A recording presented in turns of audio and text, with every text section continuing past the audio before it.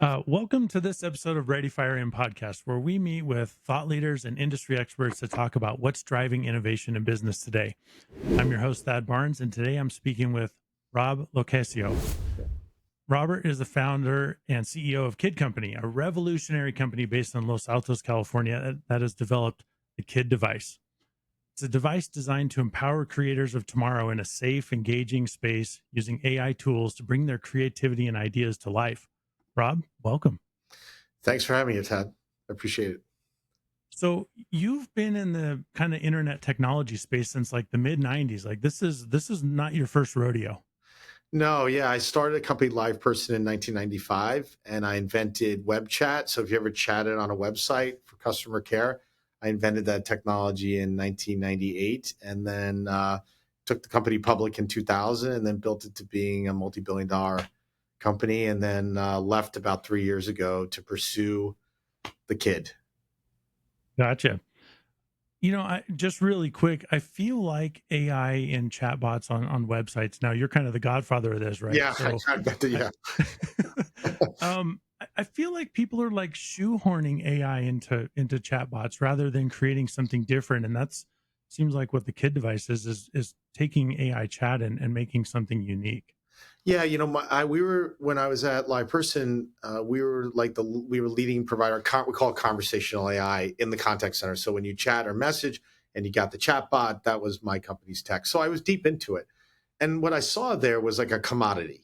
Like I didn't. You're right. The fidelity wasn't very good. I even though we were processing 1 billion conversations, I thought there's a better way to create engagement using AI, and that's tapping into like the power of creativity.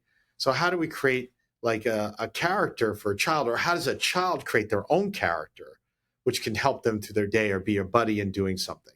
So that was one part of what we wanted to bring to the Kid device.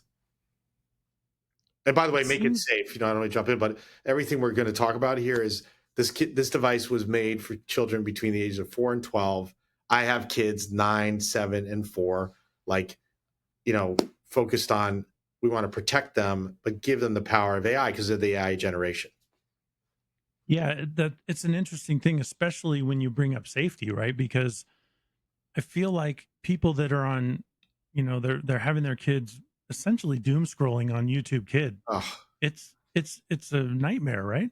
yeah. And that's what did it for me. What did it for me is we would see our children be influenced, and they are being influenced by people who are not aligned to our family's values. No matter what your family values are, I'm saying my 4-year-old says the F word after he watches YouTube Kids. And we were like, whoa. And so he thinks it's funny because someone said on YouTube Kids, hey, that's effing funny, or that's effing something. And he's like, oh, that's effing funny. He doesn't even know what it means. And yet he's saying that. And then we saw my middle son, he's like he's like an addict to this stuff. I mean, literally, I wake up in the morning, my phone's gone. And he's like, he's hiding because he knows we want to go get it. And then I take it from him and he's in a meltdown because he's scrolling like you're right, they have tapped into the worst part of a child's brain and making them addicted. And the problem is we have these phones, so our kids see us with them. So it's not even like we can say anything, but we know how to control ourselves with them, maybe. And our Maybe, kids, yeah, some of maybe. us I'm do. saying that's also in debate right now. But I'm just saying, a parent does not want to hurt their children, and that's what my wife and I felt like we're doing. We're hurting our kids because we need a break in the day, because it's easy for us to eat at dinner at night when we're out and we get them to do their thing versus running around a restaurant. So these are the things, and it's a bad tool. It's a bad tool for that. Now there's a substitute. Now there's the kid device.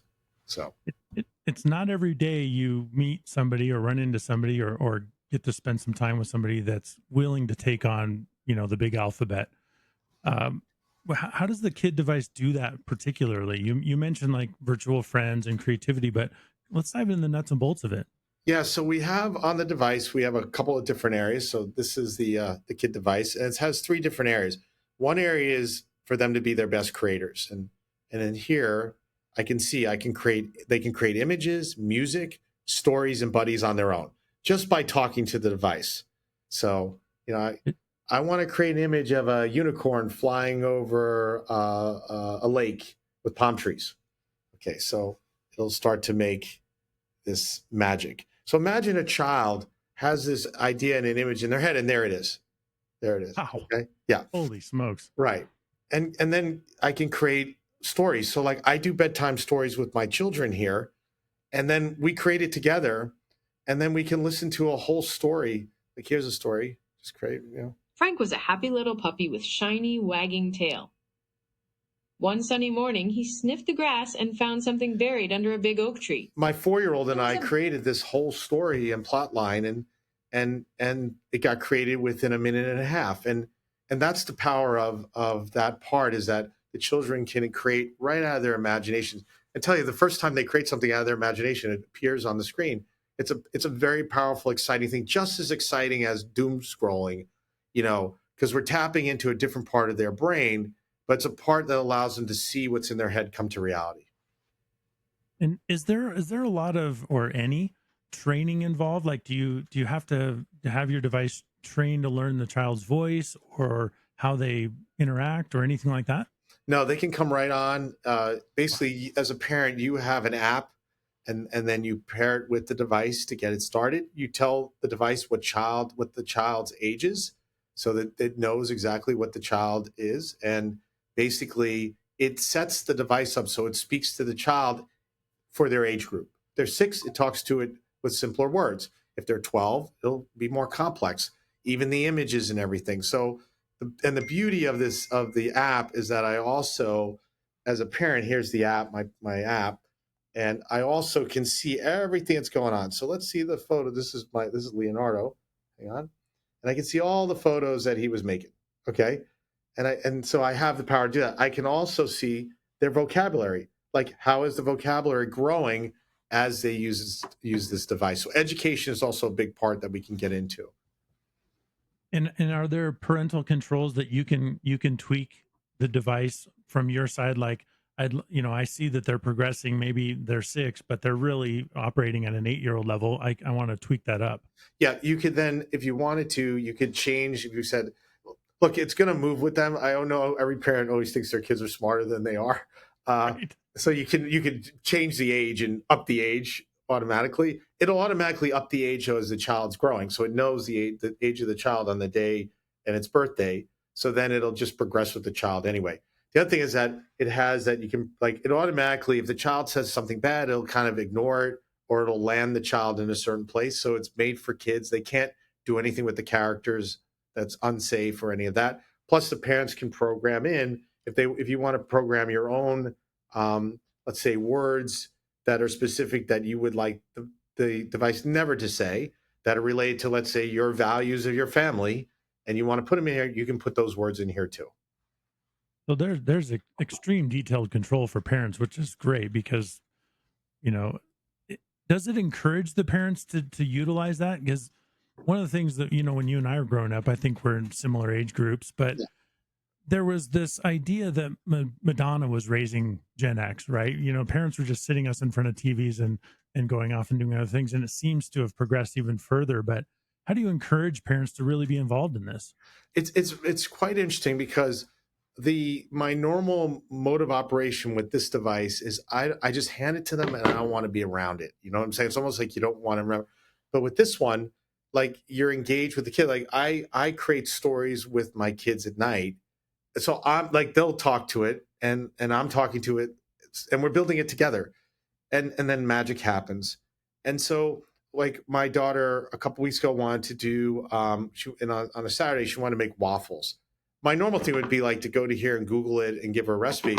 We set up a character here for cooking, and the character took her through it, and I was helping her with it, but the character was really good. And even though it was the batter was too thick, the character said, add like a tablespoon of milk, and the batter got better. So it's very interesting because you're no longer it's not a disconnected experience. You're connecting with your children through a creative experience, versus what's going on here. You just don't want to be a part. I'm not going to doom scroll with my kid on my chest at night, but I'm putting my kid to bed while making a story or talking to a character. So What what type of language models are you using? I'm assuming you've developed your own in-house. You're not like integrated into Claude or something. No, we have our own models. We do use some models for imagery and stuff like that that we get from external models, but they're all trained around this child's age group. So they can't create anything to, once again, harm themselves. They can't engage in conversations that would be harmful to them. If they do create a conversation with a character, the character will start to take them down a path. So like here's the four favorite characters, and then there's a list of all the characters here. But I could just talk to a character and say, hey, I'm feeling a little sad today. My best friend, he didn't like want to talk to me at school. I don't know. Would you have any advice?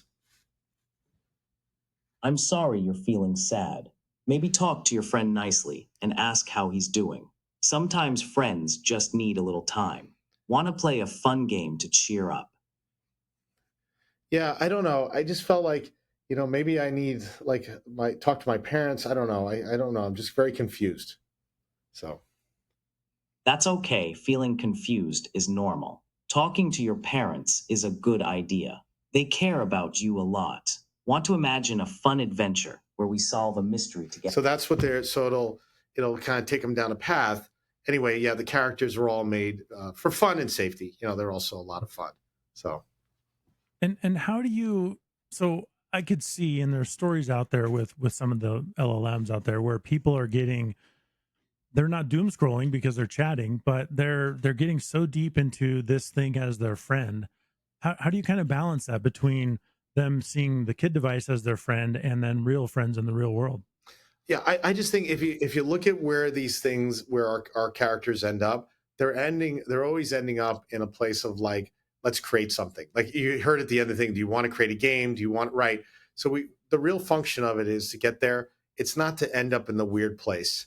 We're not trying to create. And I heard the CEO of Character AI. I was at a conference yesterday, and they're the main provider. They provide these characters that you can talk to, and that's where you see a lot of the addiction and problems. A couple kids commit suicide. It was a whole thing because they're opening it up to the world, and he said, well, we're no longer going to have teenagers who are allowed on the platform, which you can get into the platform. I saw it, but I'm saying like either you make the platform for the kids or you don't. But if you're going to blend it between kids and adults and wacky people and crazy, because ultimately they want engagement. We want engagement through creative exercises. They just want engagement through whatever. That's a huge difference. We're not just trying to get silly engagement for that. We're trying to get engagement that takes a kid to be a great creator, feel connected, share stuff. That's how the device was. That's why it's called Keep It Dreaming. So this device is segregated or separated from the rest of the internet, right? This is a whole ecosystem in and of itself. That's right. And that's why at night I'll even let my kids take it into their room and use it because they can't get anywhere. There's nothing in here. They can't get to the internet. They can't get to YouTube Kids. They can't watch movies. They can do educational. There's educational content. There are some games in here like tic-tac-toe and learning games. Look, we have to make it fun in the end. The games are pretty fun. There's like Geometry Dash and things like that. So we have a series of games for them to play. But a lot of times they just do stories or they want to talk to the characters and before they go to bed. So I love the idea that it seems very I don't know how this will come across, but it seems like a Mr. Rogers influenced idea, right? Where this is about the kids. This is solely for the kids and in their benefit, not for some weird corporate kind of gain. yeah, look, when I grew up on Mr. Rogers and Sesame Street, I think those were, I mean, I guess we could debate it, but they had a standard. There were standards and like ideas there that I feel are universally were good. It was like about community and connection. And we know we don't need the research or the books. We as parents see that the stuff they're exposed to, like YouTube Kids, is not Sesame Street. It's not Mr. Rogers. It's nothing. It's not Scooby Doo. It's people trying to create an addictive behavior with your children under any circumstance so they can sell advertising. Like we don't have advertising here and we never will. Like you pay a subscription fee. It's a transparent model. It's your device. It's your family's device. It's got your family's content. We are going to allow other content in, but you've got to prove it. There's going to be a marketplace, so you can share content. Kids can share content, but it's in a marketplace. You can say, wow, that's a great thing for my child. But nothing gets forced in. There's no scrolling forced in thing for advertising.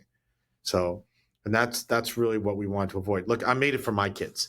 Like I'm not trying to get my kids addicted to a device so I can get them out of this device. I took it to heart that I could give something to my kids first. And from there, then I could share it with the world. How do you bring up an interesting point about bringing in, people that create things and it has to be approved by the parent. I noticed that you're going to feature like weekly kid creations, right? So if I want to follow Jessica because she's creating really cool stuff and I want to see it more, it feels like it could get into that area where you're just addicted to someone else's content. How do you combat that? Look, the content is these stories and the characters. There's ways that you can make games to make them addictive, and so this is not made for that world. It's made for, once again, tapping into the creative aspects of a child and a child creating things to share with their friends. And so I don't know, we'll see where it goes, but I think the most important thing for everyone is we're trying to build this company a little differently, like to defeat the powers to be and to get our children off these devices truly, like authentically. We're going to have to be together as a community. Like I've said, like the first 5,000 families we're putting in this Dreamers group. There's a Facebook group, there's all that, but this is malleable. This can change. So yes, if we start to see a behavior happening on the device, then the parents are paying for it. You know what I'm saying? We're not trying to put ad dollars around it. That's the thing. Like I'm not trying, like addictive behavior doesn't solve anything for me business wise. You have to feel great about as a parent, like I do.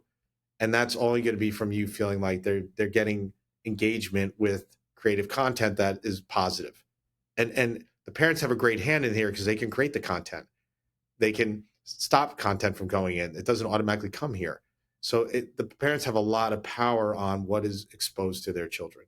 But I can't answer all the questions, right? Will there be some cool character that every kid wants to talk to all the time? I think there'll be children creating really cool characters to share with others and people may want to talk to for hours. Obviously, you don't want your kid just sitting talking to a character for hours. So you take the parent app and then limit it.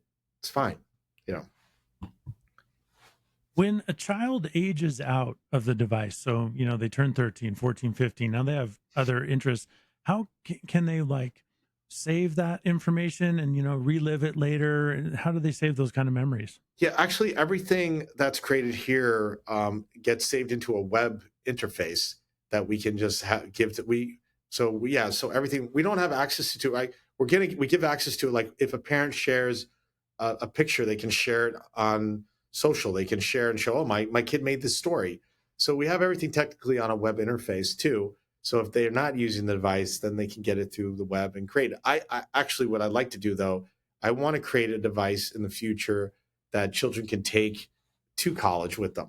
You know what I'm saying? Start them here, but have something that we're sort of been looking at a pendant, has a round sort of interface, much smaller, but that's kind of the next step. The first step here is just to, get this in the hands of the families, get them to understand we can provide stuff that you can trust. And then there's a future product line there somewhere.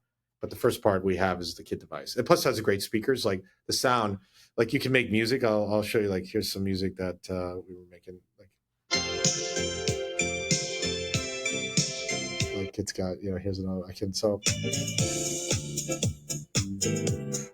I don't, and people will just say like, oh, I want jazzy music with a a violin in it. It makes it, you know what I'm saying? So it does all this cool sound. Yeah. And you're creating all these pieces of content with your kids. It seemed like we've gotten away from that like nuclear family unit, and this seems like it really brings people back together, and it's so pleasing to see and to hear about. Yeah, and the other part is like it's a great way to assist my children in their learnings. So I could set up we set up characters to do as like helpers for them to learn math and and things like that. We also have like, I get the kids come home with these curriculums of like math, and it's a PDF or it's printed out paper. You can bring that into the device, and there's an education area here, and then I click on that, and that becomes a piece of AI content. So I can play this as a, let's see. Addition is putting It's numbers about together addition. to find a total. For Okay. example, if you have 2 apples and you get 3 more, you add 2 plus 3 to find out you have 5 apples. Subtraction And is then what it does is it gives me a quiz at the end. So I can take a quiz, and then so I can see, and ask me questions. What does addition mean? Here's the answers. Take away from a number, putting numbers together to find a total, counting by tens, sharing with friends. So it gives me a way to take that curriculum and bring it onto the device also. So yeah, not just creativity, but actually learning. And is it based on STEM in general? Yeah, I mean, a lot of the foundation is STEM, and also we have a store here in Los Altos, California, in Silicon Valley, and we do after school programs for teaching kids about AI. We're going to bring those online. So those first 5,000 families, we're going to also do online courses, so your kids actually learn about AI, not just use the device, but the device becomes part of them. Like, how do you prompt? How is it, like, how do you create an image with AI? Like, we actually do a test of like, here's a real image, here's an AI image, which one's real or not. So there's a whole program we take kids through for like 4 weeks on learning about AI, and then the device is incorporated in that. So yeah, so we're using this STEM as like a foundation for that. Do you envision these shops popping up in other locations? Like I could see this being really popular. Yeah, I mean I see them as experiences. Like the vision of it's called Playground is the name of our store, and the vision of that is the kids come in, which they do today. We did summer courses, so we had kids all throughout the summer. Parents were outside. It looks like a lodgy type of thing, so it looks really cool, and kids love it. But the parents can hang out too, and they know inside their kids are learning something great around AI, and outside they're hanging out, parents talking, having coffee. Um, People do birthday parties there. We have a broader vision that one day the kids could walk in with their devices, and it'd be a darker space, but the walls could bring their stories to life, but in large size. Like imagine, yeah, and this already exists. I saw this at a museum that we have a partnership with down here in Silicon Valley Museum, and in San Jose, and they have a whole room, an AI room, where you walk around like everything is virtual. It moves with you. You put your hand out. So I could see there's a broader thing I'd like to do with the stores. Right now, they're really about education for the kids and bringing the families in. So Yeah. I could see this like kind of like a story time at a library for kids, and yeah, but an independent thing where you put it in a strip mall somewhere or shopping center or whatever, but kids come and from the neighborhood next door and those kinds of things. And I sort of think of like You've Got Mail, right? And when they did story time in the bookstore, I think of something like that, where it's yes. intimate and safe and really cool.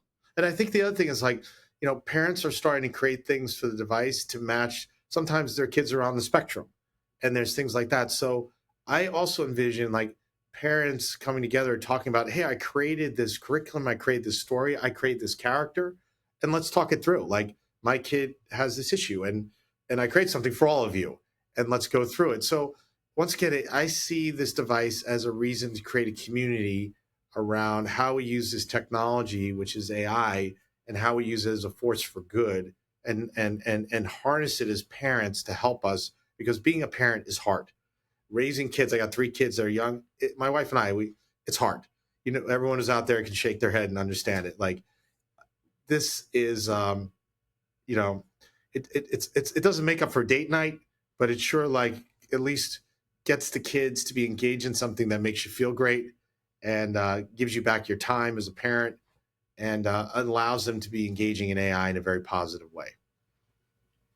Do you see kids taking AI? These kids now are going to grow up with AI. Do you see LLMs as kind of the evolution of AI, or do you see them getting kind of walled off and more personal AI as the path? I see personally, and I have another company which is called UR.ai, and we're all about building personal models.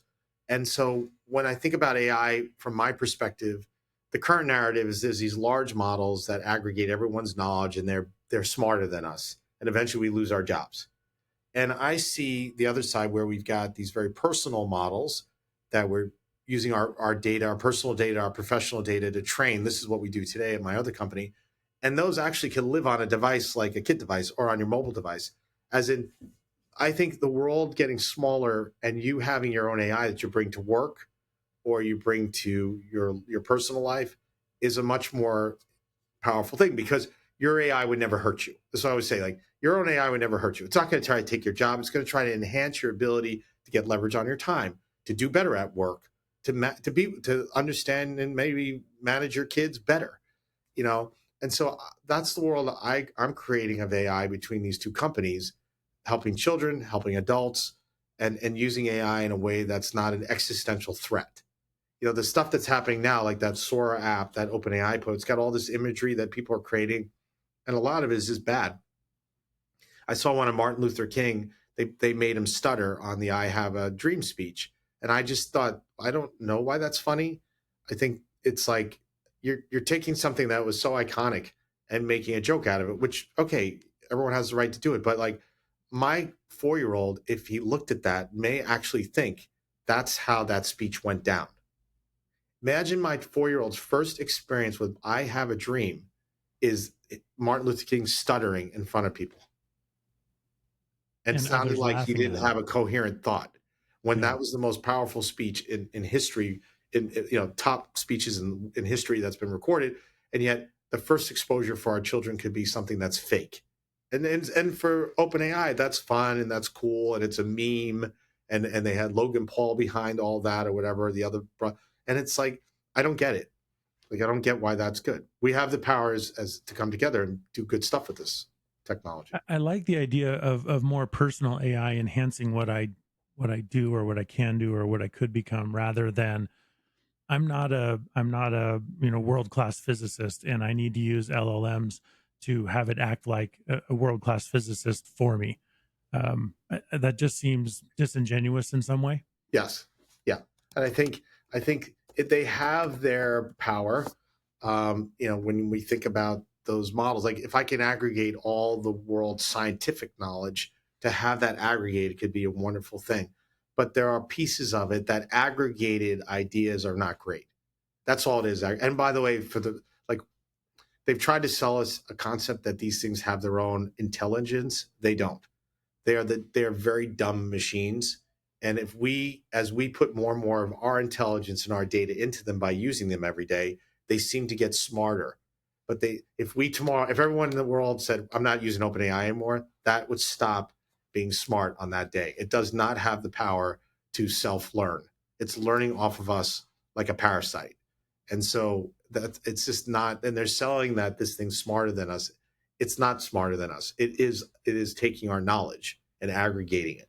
So It's not doesn't seem like, at least currently, that it's creating anything new, any new knowledge. It's just regurgitating what it already knows. yeah. So like I said, with like, if we can think about the power of creativity, like children have an unlimited imagination. And now, like, my 4-year-old can't make a picture like we just showed here, but he can create it right from his mind. And it's so exciting to see that thing happen. So even sometimes we're waiting at school and he likes to create some pictures. He always likes to create sharks eating a crab, or he loves these like same scenarios. He just likes to see how they depict themselves each time we say it. Shark eating a whale. That's what he thinks is funny. So I'm saying, tapping into that creative power, I think that's what AI can do for us, not take our jobs or hurt our children, which is an alternative. If we don't get our hands around this, that's the path we could be on. So, Which is scary, really. scary to me. Yeah. This entire company is created around the idea of protecting children and kids, but you have some kids in some really unique positions in this company as well. Yeah. I mean, we have my son, who's 7. We call him I'm the CEO or founder, and he's the KEO, the Kid Executive Officer. So, he really inspired me. I mean, when I left LivePerson, we were talking about, he actually had a company called Kid Company. It was a fake company he created with his friends.